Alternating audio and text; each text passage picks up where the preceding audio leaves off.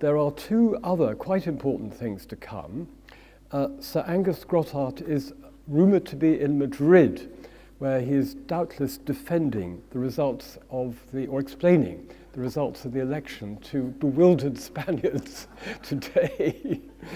And just as we began so wonderfully with Professor John Hume, he has very kindly agreed to step into the breach and reflect on the day which he began so wonderfully. And after that, it'll take, I think, a few minutes to assemble an arc of chairs here for all the speakers, and we will have a discussion period, which I think would be very, very desirable and enjoyable for those who can stay. But might I ask that if you think you can't stay until about 5 o'clock, I'll bring it to an end at 5 o'clock, fairly punctually, in fact, then it would be sensible probably to slip away after John Hume's remarks and before we begin the discussion period, which I am looking forward to, I must say. So, John. Well, as you will gather, I didn't expect to have this spot, and I thought you would be spared having me twice on the one day. But it's a very, very, very great pleasure to be occupying this spot, because I think we have had, to say a treat, I think, is underestimating it. I think it's been a cornucopia of delights, and that goes for the chairmanships as well as for the papers. I really think it has been the most wonderful conference, and I think we should begin by thanking the organisers, who are scattered around the room in various ways, for putting together such a splendid programme and bringing such a very good audience together for it. We'll leave the clapping till the end. The summing up is easy in a way, because I think the uniformly high quality of the presentations is the one thing that they all share. I think each of them has been different in style, different in the visual presentations as the subjects demand, thought-provoking and thoughtful. And I really do think that I think I can almost say without exception, this has been the finest conference in terms of overall quality of presentations that I've ever taken part in. And I don't say that lightly. I've been to many conferences in my time. I'd like just very, very quickly to do a very brief resume. Of course, I have to leave my own one out, but I gather it was reasonably acceptable. David Mitchell, well, David and I have known each other for quite a long time, and we've got connections outside this room, and we hope to have more connections outside this room.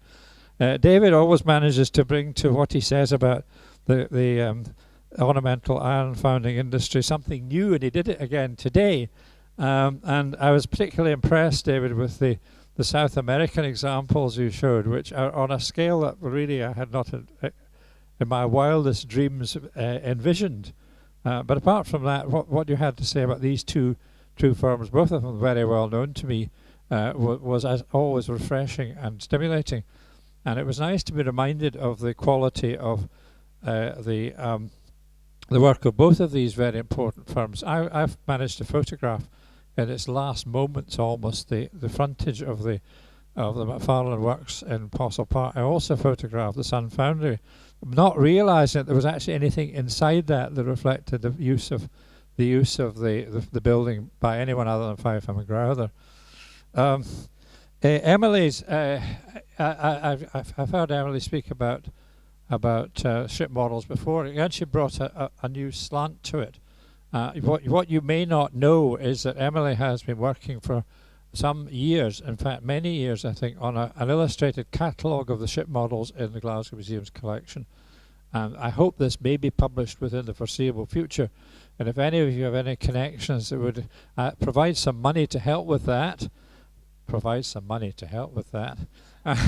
or exercise any pressure on the museum authorities to try and get this published, I think it would be very helpful. I think it should be all the ship models in the collection have been specially photographed, and they will all be included, which I think will be an enormously valuable resource. Now, I didn't know Robin before this this conference, and I was enchanted, I think would be the right to say, with what she had to say. I think not only did she have a very interesting presentation, but she presented it with a style and grace and affection that I think was extremely pleasing. And if we're talking about this period in Glasgow history as being a period in which intellectual effect and popular appeal were brought together in aesthetic thinking, I think she exemplified that. I mean, you could have listened to what she had to say without any knowledge at all of background, and yet got a very great deal out of it. And I think we should all be very grateful to her for that dimension, as well as for the stimulating comments which she made. Helena Britt, I've spoken with Helena before. I had not realised the depth and richness, indeed, of the Templeton collection. I can remember seeing that collection in the surroundings of the design studio in BMK Carpets in Kilmarnock, longer ago than I would care to think, and being very impressed with the collection. And knowing what had happened to the Scottish carpet industry, I very much feared that it had disappeared or been sold into some American collection. And it's a great delight to me that it is now shared between Glasgow University Archives and the Art School.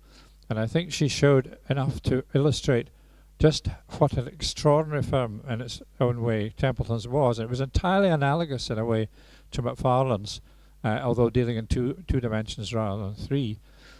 I also, in another existence, saw some of the last chenille carpets being woven in Templeton's back about 1971.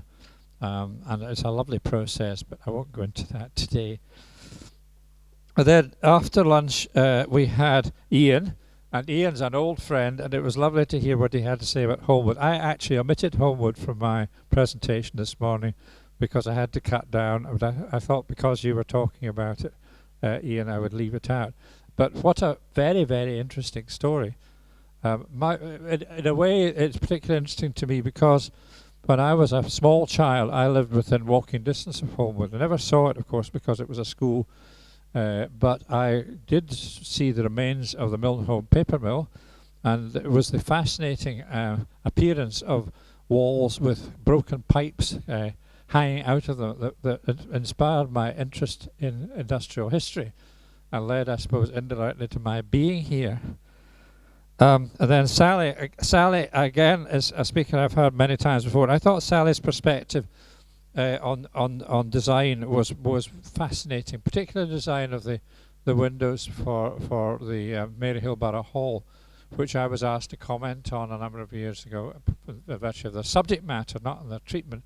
But the whole paper, Sally, was really very, very enjoyable indeed. Thank you very much. And then we come to the last presentation, which was by Max. And Max, you have an elegance of presentation which it would be hard to match, and the quality of your slides was absolutely first class. To get the slides of that quality to reflect more than adequately the quality of the subject matter was really extremely good. Altogether, we've had a very rich variety of subjects. We've had a very rich variety of presentation styles. And I think that's what's made this day so successful, that there was no template here. Everybody came to the presentations in a way that suited their areas of interest, but also suited their relevance to the theme. What I tried to do in my talk was to show that Glasgow was a city which, even before the 1860s, was a city where design was admired and respected, a city where, walking around the streets, you could get a sense of style. You could get a sense of what it meant to be a city. And that, I think, going right back certainly back into the 17th century, possibly even earlier than that. And that carries through, and that's a very, very firm foundation for the subject matter of the rest of the conference. And of course, we should at some stage look forward from that apogee of Glasgow in perhaps the 1880s to 1913, 1914, and see the extent to which that survived into the 20th century. For survive it did. We must remember, we talked about many of the people who were involved in this period being involved with the Glasgow School of Art in its many manifestations, from a little converted tenement in Ingram Street through the McClellan Galleries building to the Macintosh building in its two phases, and indeed now covering more ground than ever before. The School of Art, building on that tremendous tradition, which was established really, I think, probably between 1890 and 1914, was enormously powerful, not just in Scotland, in Glasgow, but in Scotland as a whole and internationally. I think one of the most undervalued groups of painters in financial terms and in terms of their contribution to both enjoyment and indeed to innovation and design. Curious enough, are the Glasgow colourists. And here we can see clearly in the Glasgow colourists an interest in colour and the use of colour to stimulate both emotion and pleasure, which goes right back into the very beginning of the period we've been talking about today. And I can't conclude by saying other than what excellent chairman we had. I think Ranald's opening remarks were extremely good, very well presented. Ranald, as I would expect. Ranald, I used to work with me in Historic Scotland. And also, of course, Peter, whom I knew well when he was in charge of the conservation course at York, when he very kindly invited me to be external examiner for 3 years, which I enjoyed enormously. I think I've made new friends. I hope you've all made new friends here.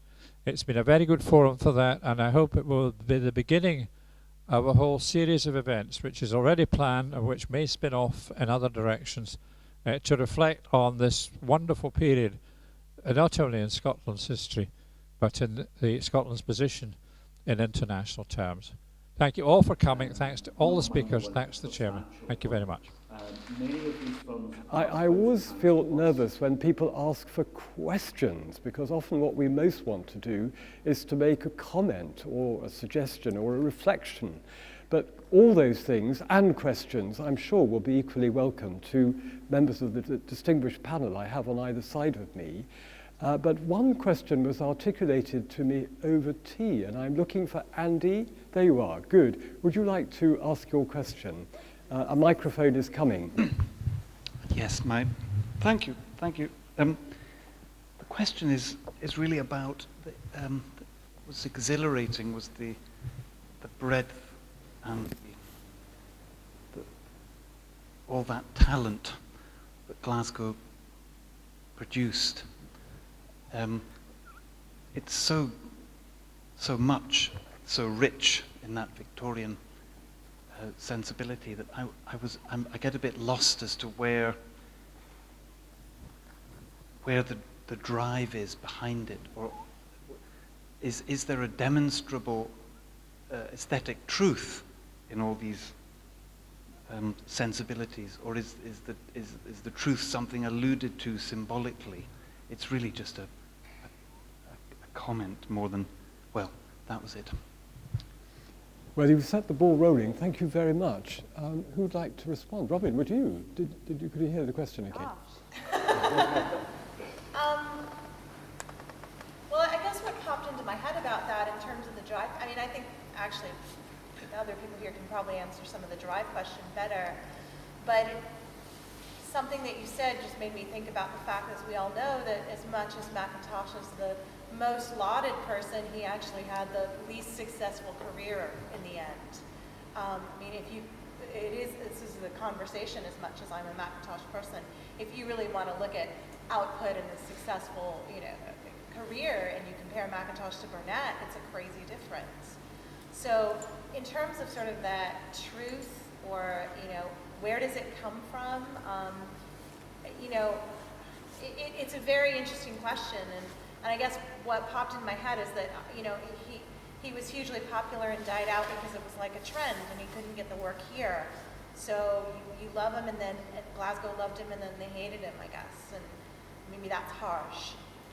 But I don't know. That's not really answering, but it's just that popped into my head because it's a good question to consider, you know, where is that coming from? Where does this drive come from? And then how do we take care of it? And then later we want to knock it all down in the first report. I don't know. Lots of random thoughts, but please someone else take it. Go on. Thank you. Can I attempt to answer that question? I think one of the major differences between Glasgow and other large centres of population in Britain, it's not so true of other parts of the world, in the late 19th, early 20th centuries, is that Glasgow had no natural aristocracy in the traditional sense, nor did it have a chattering class group in the way that, for example, London and Edinburgh had. And I think that there was a willingness in Glasgow, and this came over in what was said about the backgrounds of many of the people involved in the what we're talking about, is there was an openness in Glasgow society which allowed people to express their personalities within a reasonably broad framework and not have to confine themselves to a particular fashion. And also Glasgow was full of men and their wives, and the wives were often as important as the men. We can't talk about working women very much at that time, who were open to new aesthetic ideas, who were willing to buy new furnishings, not opulent new furnishings, although some of them did, willing to buy paintings, willing to buy garage designs for their new motor cars eventually, because there were some good garage designs done by people who, the husbands very often were engaged in businesses which were design-based, shipbuilding, locomotive building. Scottish Glasgow built locomotives around the most beautiful in the world. Textiles of the highest quality, and we just touched on textiles today, because there were the muslin designers who designed dress fabrics to the highest standards and so on. And these people who were engaged at the sharp end of industry, in other words, they were managers or they were entrepreneurs themselves, who had to devote a great deal of thought to managing their businesses within an aesthetic framework. I think they formed an audience that was really very open to new ideas, to buy good paintings rather than different paintings, and so on. And the other thing I think is Glasgow had some very good art dealers. I mean, Alexander Reid is the one that comes to mind, but he wasn't the only one. Men of real taste and judgment whose taste and judgment was grounded in Glasgow, and they knew the kind of things that their clientele would buy. And they knew the clientele didn't want Highland cattle, or they didn't want sentimentalized views of historical events and so on. They wanted nice pictures. And I think that's very important. Thank you. Sally? Just to sort of add to what John was just saying, I mean, when I was sort of thinking about what I might talk today, something I thought I would talk about and put to one side was this move of stained glass activity, pioneering activity from Edinburgh to Glasgow in the 1860s.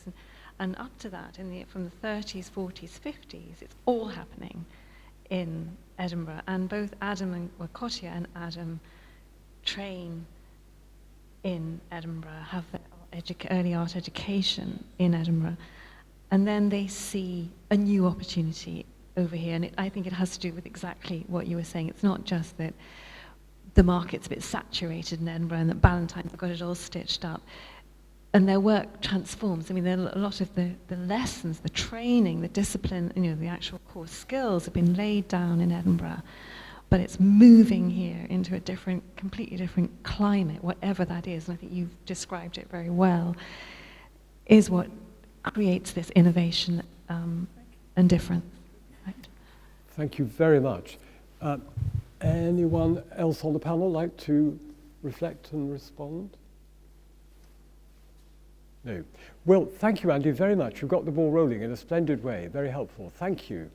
But only a beginning, I'm sure, because it was a very rich reflection that you made. Is anybody else? Yes, please. Dr. Cargill-Thompson. Helen Cargill-Thompson. I understood that the Templeton Stoddart archive was with Glasgow Uni Archives in Bell Street, I think it is anyway, down by the river. Did it get burnt, or is it still safe? I can answer that. Kate? No, it's fine. That archive is down there. The business archive is down at University of Glasgow, and what GSA got was the sort of study samples, the samples archive. So it's split between the two places, and I'm fairly certain that it was in the stores. It must be said that although we lost so much, that the most important, actually Liz, am I right? Yeah, the most, I don't want to say important, some of the most rare and special bits of our special collections were actually in the safe, not in the MAC building. And a lot of what was lost, a lot has been recovered already, not to sidetrack. So no worries, it's still okay. Okay. I've just been asked to. You're right, Robin. Basically, but in terms of the book collection, the rare and special collection are actually held in the basement of the Bordon Library, which is the big library for Glasgow School of Art. So there were most of the books, obviously, in the library in the Macintosh building were lost, but they weren't the rarest or the most exactly the first edition, etc. And what we did lose clearly was what was in the cabinets in the library, and also largely duplicate furniture in the store above, but the one-offs, the really special pieces, really were all the bits that were over in the furniture gallery on the east side of the building, all within the special rooms. So they're all safe and they're all in conservation store. I mean, there were terrible losses, but the one-offs, the really the best and the special, and all the original archive, of course, and drawings and letters, etc. of Macintosh, they're all safe, which is great because it was all in special archive condition store elsewhere. The Templetons is okay. Thanks, Liz, very much indeed. Yes, please. Robin Webster. I wondered if we could ask the panel what sort of optimism they might have. I mean, we've got 164 buildings at risk in Glasgow at the moment. The opportunity to be optimistic about the view of politicians and others as guardians of this heritage we have, I don't think is terrifically easy to come by.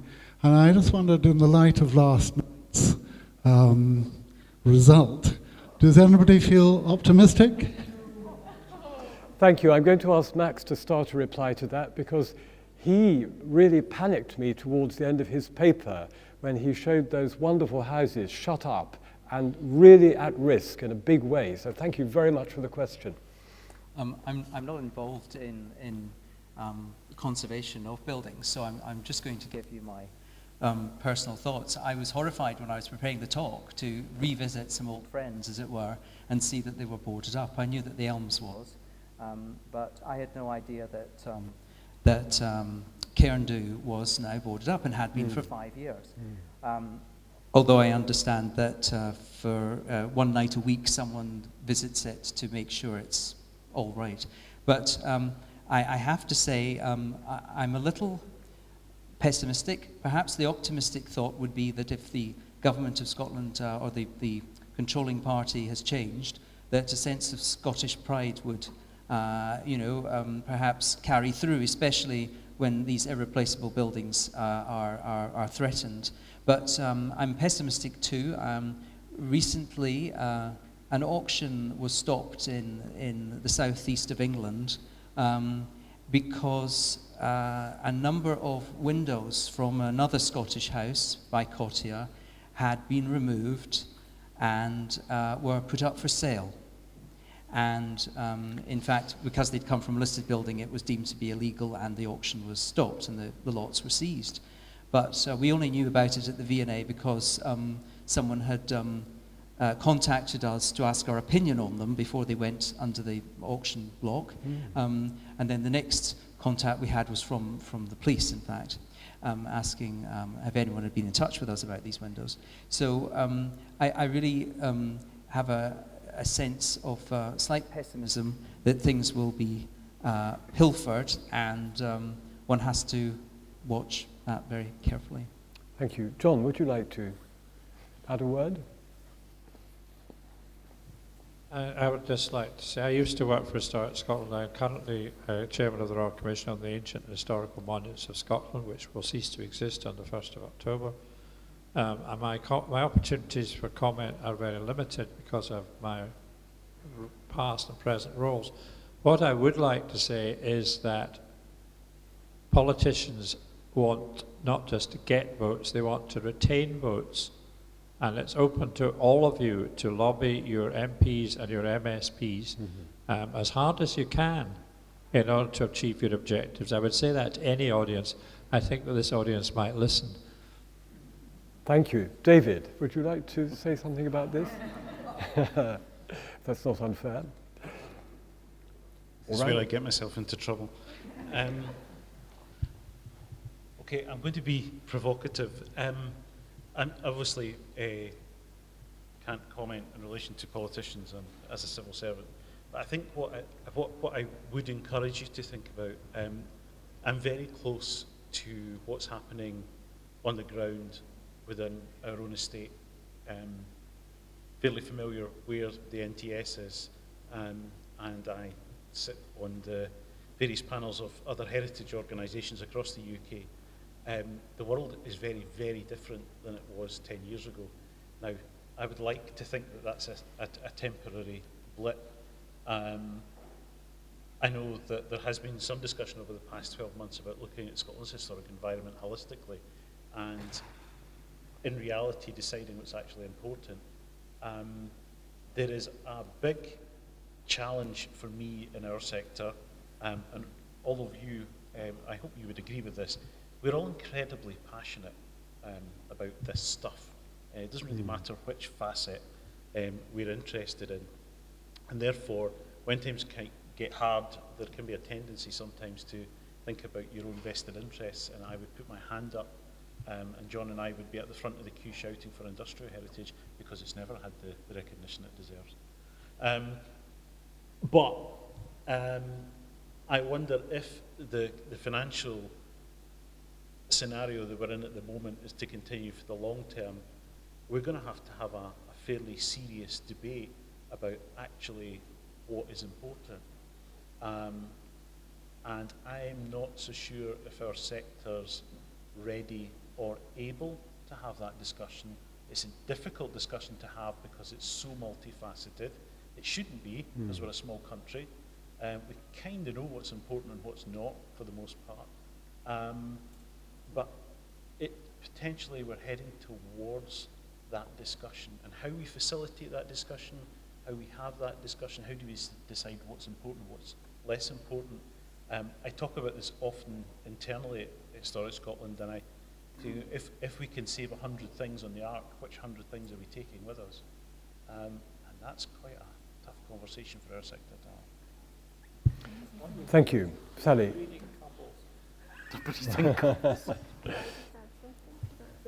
In a second, yes, of course. Thank you.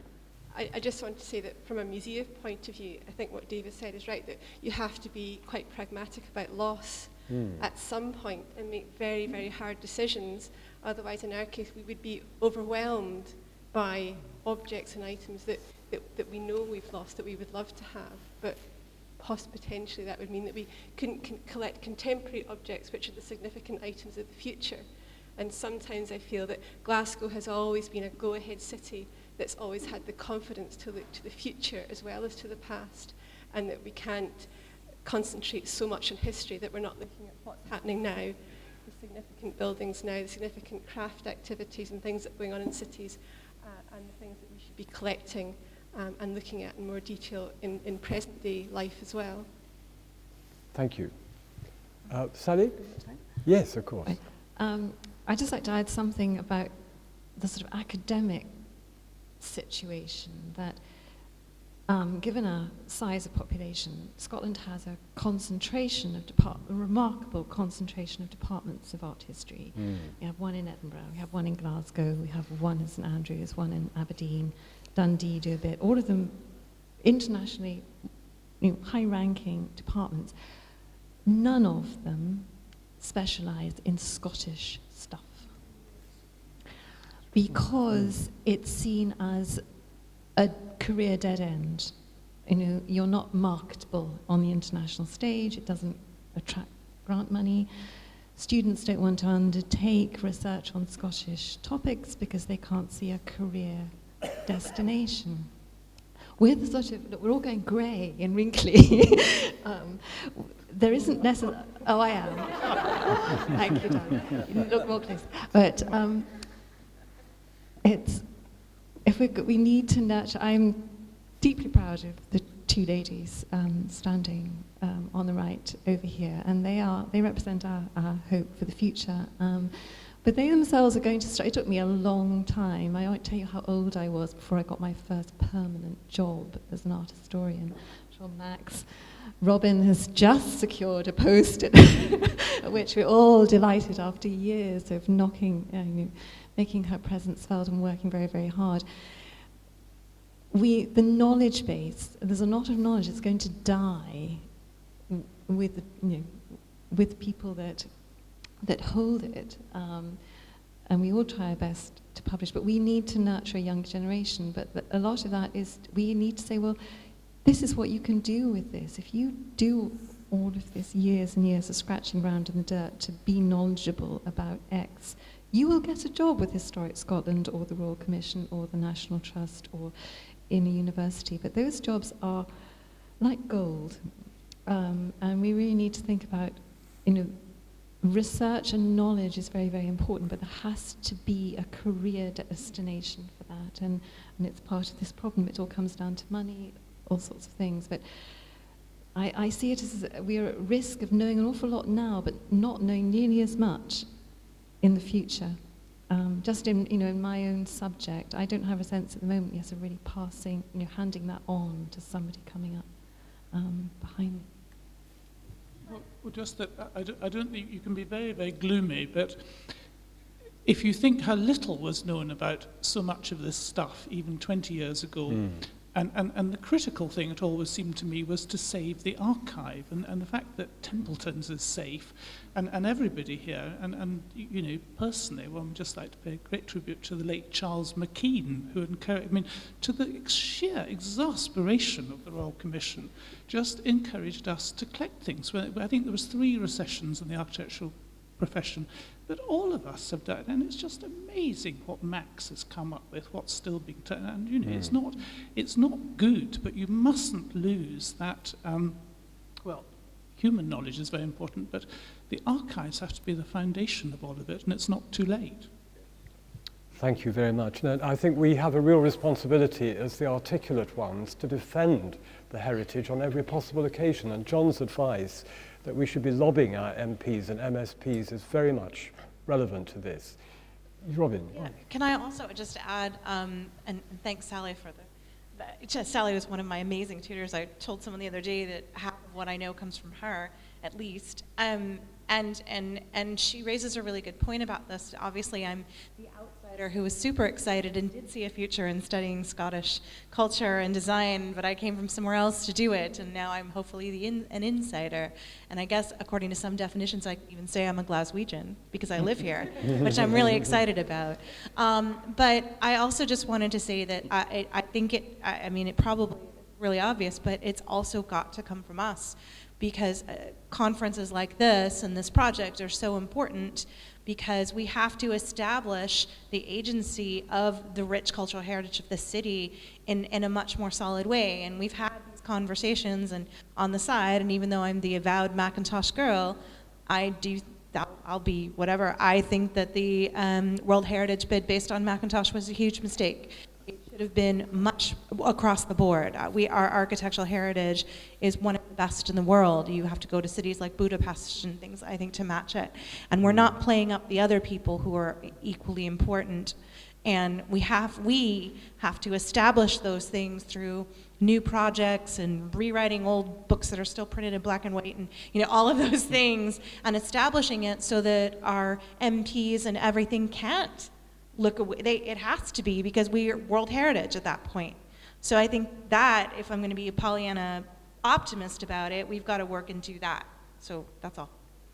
Thank you. I can see a hand up there, and I'm keen we should take 1 or 2 more points before we close, so please. Where I cross. Oh, right, okay. Good. One of the aims of the Macintosh architecture website was the hope that by including so many biographies of the craftsmen and the tradesmen, that the subjects of study would be broadened. I mean, there's a few stars, and a lot of concentration is put on people like Macintosh, but there were so many other people. And when I was doing something on the church designs by East Kilbride Development Corporation, the library in East Kilbride told me that they had something like 8 students from the Macintosh School of Architecture wanting to look at the churches of Gillespie and Coya in East Kilbride, but not the other churches. I mean, there's a church in East Kilbride that's basically the international, the Empire Exhibition Scottish Pavilion Church, and it was built by the same architect, and it's sitting there unregarded. I mean, there are so many other people, as you were saying, you know, that have not been looked at or have been overlooked, like Morrison and Mason, or the mosaicists that did the mosaics in the Levadia, and also did the mosaics in the city chambers. I mean, there's such a richness of tradesmen and craftsmen who each in their own right, you know, have such a rich heritage, Bennetts and all these other people. So I think that there is so much more to be uncovered, you know, apart from Macintosh, but he's not a lone star. You know, people can't sometimes see past the light he casts because it's such a long shadow, but he is in a context with so many other people, and I think they're worth study in their own right as well. Thank you very much. Well, I expect we all very much agree with what you've just said. Can I take another point, please? Were you about to? Yes, I thought so. Good. Waiting for the microphone. It's coming very fast behind you. Hi, can everyone hear me okay? Right. Sorry, typical. What I was interested to know was what was the impact on the city's culture of something like the City Improvement Trust from 1866 onward, particularly from an internationalist outlook. I mean, when you read Dr. William Gardner's obituary to John Carrick in the Herald in May 1890, he really goes on about they do this tour of Amsterdam, Brussels, and Paris in 1866, in the summer of 1866, June 1886, and by the time that Carrick gets to Paris, he, even though he can't speak the language, he's absolutely mesmerized by what he's seeing Haussmann doing in Paris, and he brings all that back to Glasgow. But that and the people, his circle, they must have had a tremendous impact on the culture in the city, particularly going forward, and that continues all the way up until the early 20th century. Does anyone care to comment on that? Thank you. John, that sounds like one for you.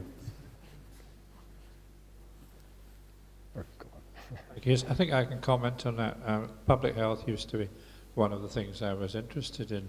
I think it had the City Improvement Trust was, if you like, put past. It cleared away the worst of the slums, but it didn't provide alternative housing for the people who were displaced, and therefore it displaced the kind of behaviour that created the slums, or contributed to the creation of the slums, to other parts of Glasgow. And we could see that happening all along the line until the degradation of the Gorbals in the post-Second World War period, with the making down of good quality middle-class houses into single apartments with inadequate sanitation and so on. I think however, the corporate municipality of Glasgow, which was one of the things that Ranald referred to, I think became extremely powerful. And the annexation of the areas that I was talking about in my talk, particularly Partick and Govan, I think was motivated by the idea of an ever bigger critical mass of accommodation that could be treated in a reasonably humane fashion. The problem with Glasgow as a whole, and it's even more extreme in the case of Dundee, is that Glasgow, because of its concentration in the East End in particular, on textile manufacture and in the area around the docks of dock labour, which was intermittent labour and didn't have regular employment, was that wage levels were low. It was difficult for people to afford rents which were not subsidised, and the subsidisation of rents in Glasgow for the poorer people didn't really start in earnest until just before the First World War.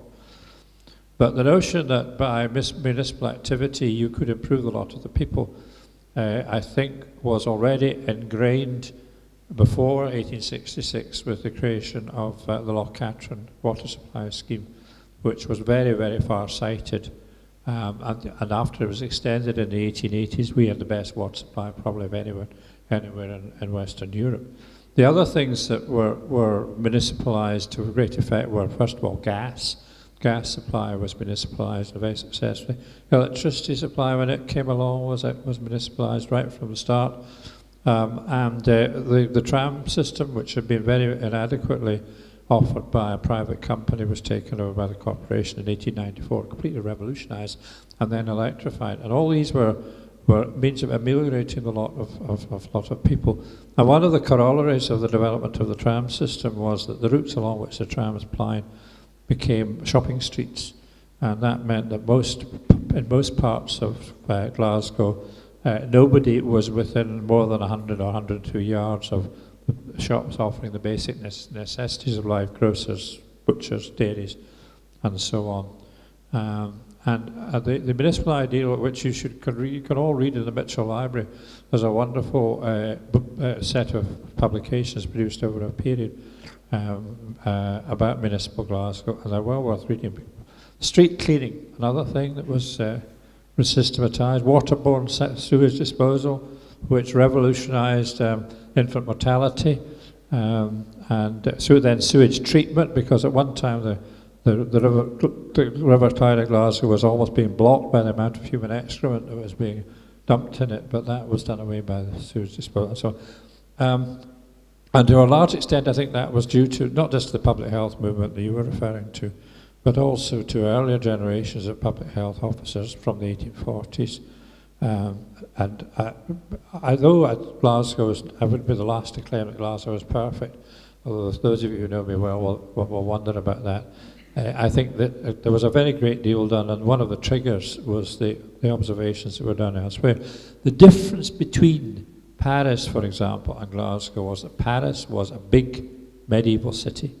It was a big city that had been rebuilt probably in the late 17th, early 18th centuries as a result of the activities of the French monarchy. By the middle of the 19th century, by Haussmann's period, it was in need of redevelopment. The Haussmann boulevards could be shoved through the older areas.